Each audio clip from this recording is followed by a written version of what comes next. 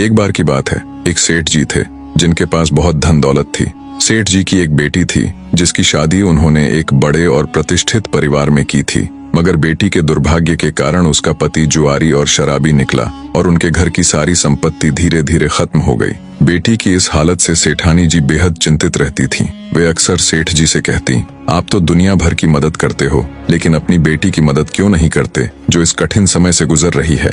सेठ जी हमेशा शांत भाव से जवाब देते, जब उनके भाग्य का वक्त आएगा तो मदद खुद चलकर उनके पास आएगी।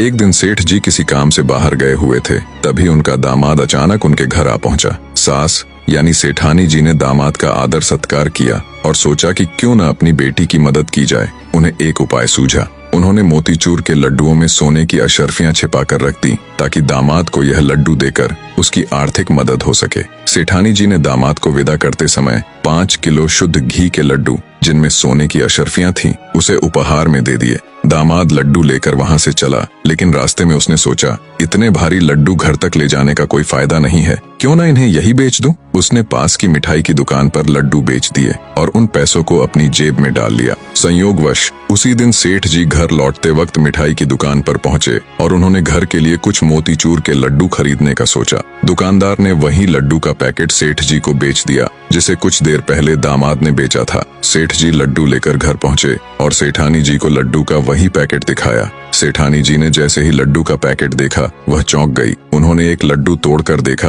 तो उसमें से वही सोने की अशर्फियां निकली जो उन्होंने दामाद के लिए छिपाई थी। सेठानी जी अपना माथा पकड़कर बैठ गई और सेठ जी को पूरी कहानी सुनाई, दामाद के आने से लेकर अशर्फियां छिपाने तक की पूरी बात। सेठ जी ने यह सब सुनकर मुस्कुराते हुए कहा, भाग्यवान, मैंने पहले ही कहा था कि उनका भाग्य अभी नहीं जागा है। देखो, न तो अशर्फियां दामाद के भाग्य में थी और न ही मिठाई वाले के। इसीलिए कहते हैं कि भाग्य से ज्यादा और समय से पहले किसी को कुछ नहीं मिलता। कहानी का मर्म यह है कि जीवन में सब कुछ अपने समय पर ही मिलता है। हमें धैर्य रखना चाहिए और जितना ईश्वर देता है उसमें संतोष करना चाहिए। जैसे झूला जितना पीछे जाता है उतना ही आगे भी आता है। सुख और दुख जीवन के हिस्से हैं जो समय समय पर हमारे जीवन में आते रहते हैं। इसलिए किसी की मजबूरी पर कभी मत हंसो। कोई भी अपनी मुश्किलें खरीद कर नहीं लाता और बुरा वक्त भी बिना चेतावनी के आता है। हमें हमेशा समय और किस्मत की कद्र करनी चाहिए।